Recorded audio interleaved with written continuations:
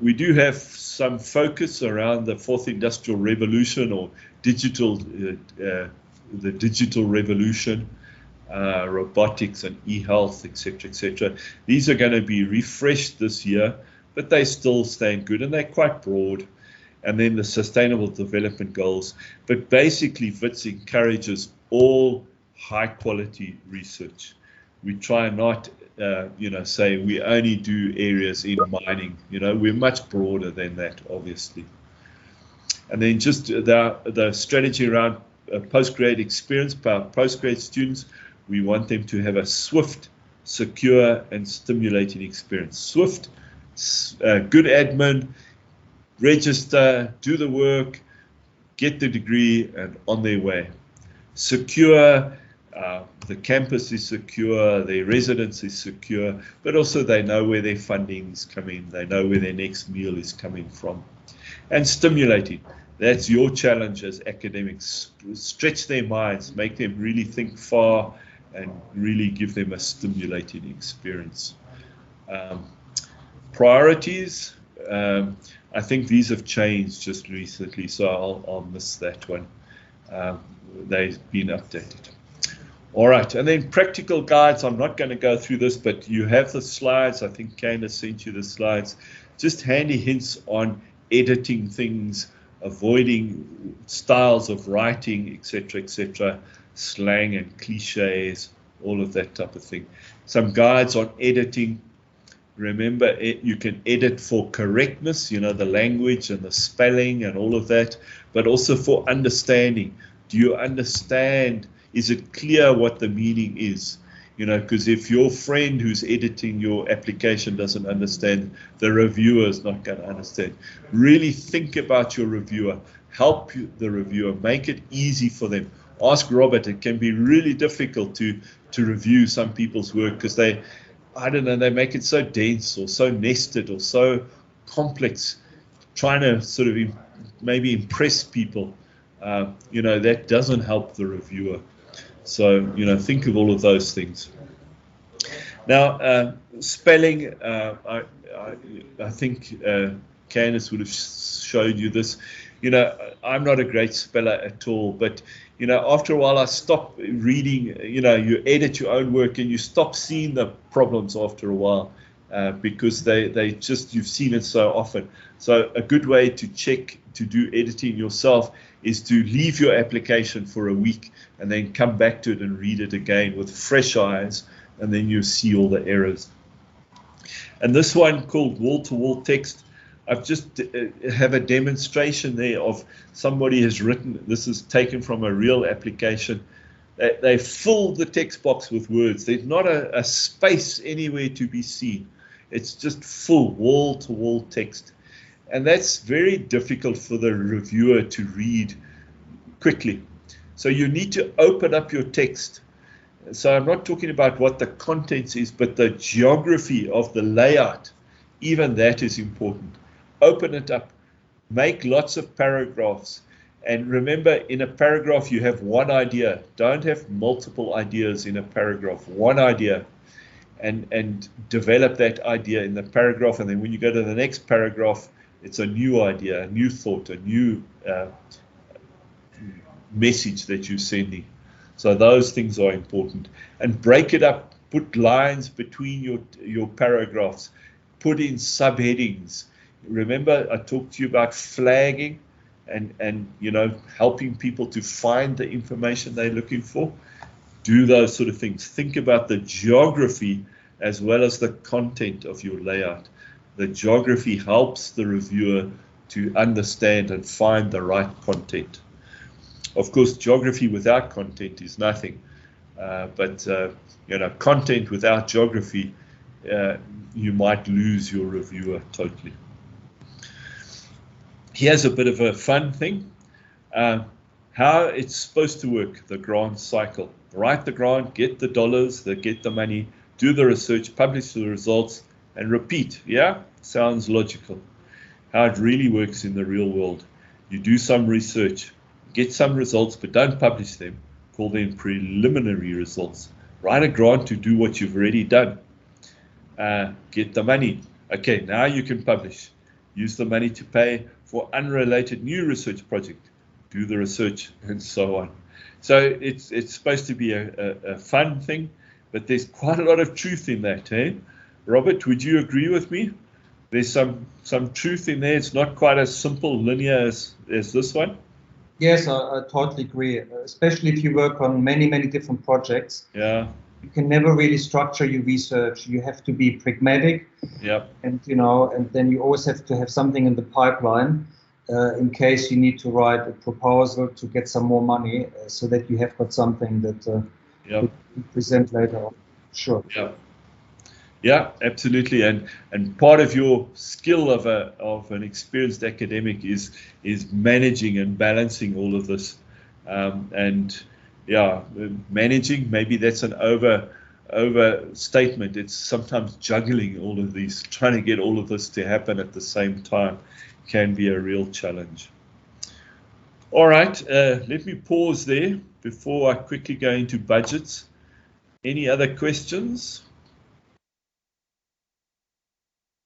Everybody on board? Belinda, where would you write all these alignments between your research and goals of the university development goals? Yeah. So Belinda, sorry I missed that. The NRF now has a section in their grant application, strategic alignment, I think they call it. So it'll be a specific place. Look, if the funder doesn't ask for it, then less important.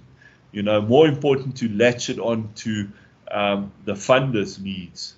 But if the funder is asking, and you can imagine government departments and government agencies like the NRF, clearly they're going to ask for that type of stuff. But they'll specifically ask you for that type of stuff. But it's also a motivation, why is my research important? Well, it's addressing one of the national priorities. That's a strong argument. Especially for a government-related funder. Of course, if you're applying to, I don't know, Standard Bank for funding, maybe it's not so important for them that it addresses a national priority. It might be, depending on the type of funding that they're giving. So clearly, think carefully about your funder and what's important to them.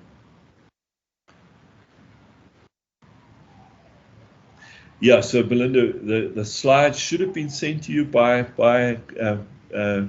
Candace Michael. Maybe you missed it, but yes, all the slides and the recording will be shared. Okay. All right.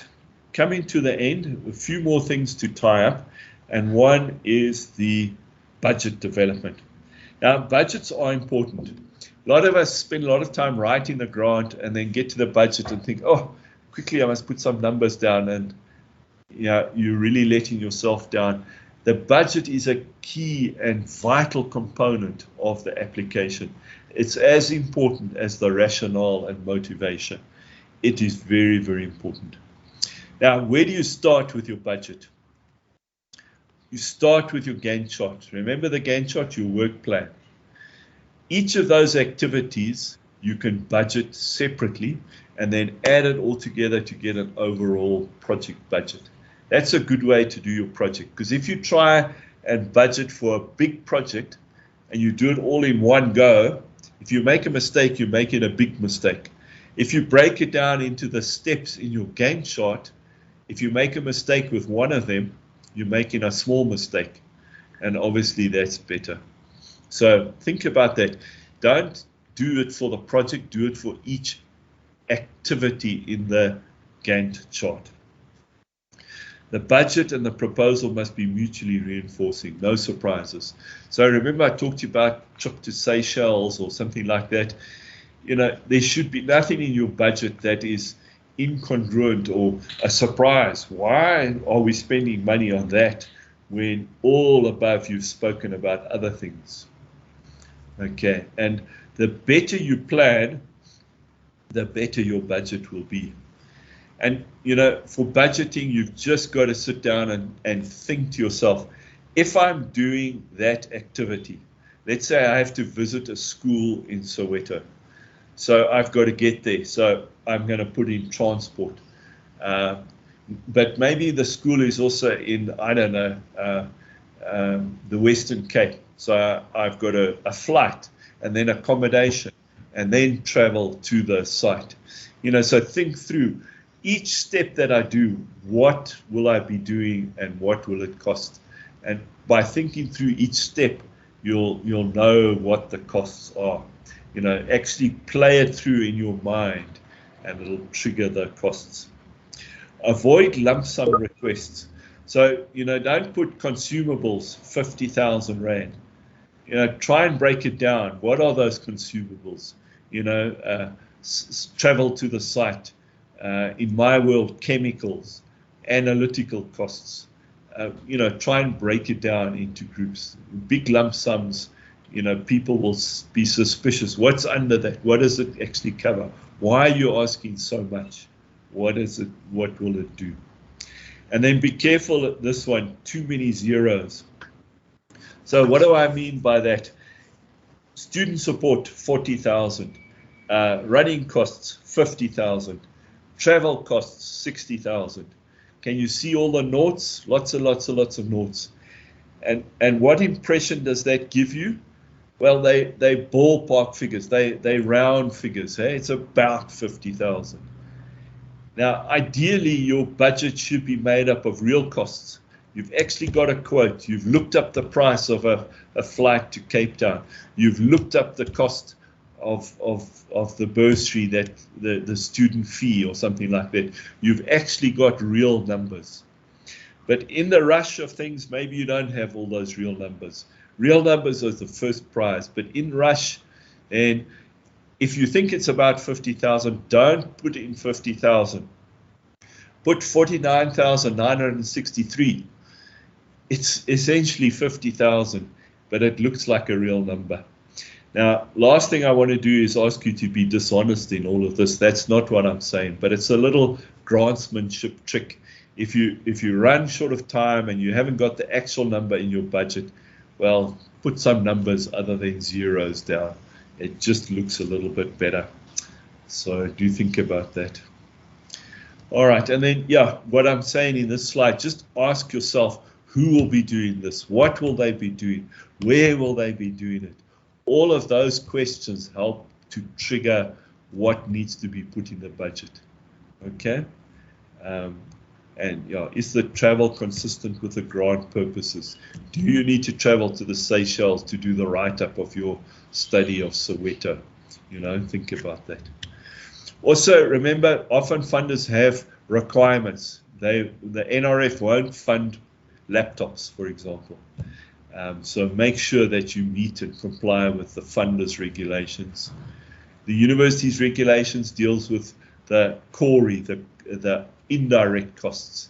So just comply with that. Put it in your budget. If you don't put it in your budget, then you'll be caught short and you won't have enough money. Some funders will pay indirect costs, then put it in your budget. If they don't pay for indirect costs, then leave it out. When you get your grant, make sure that your grant administrator knows that there is no indirect cost and you can leave it out and don't have to pay it.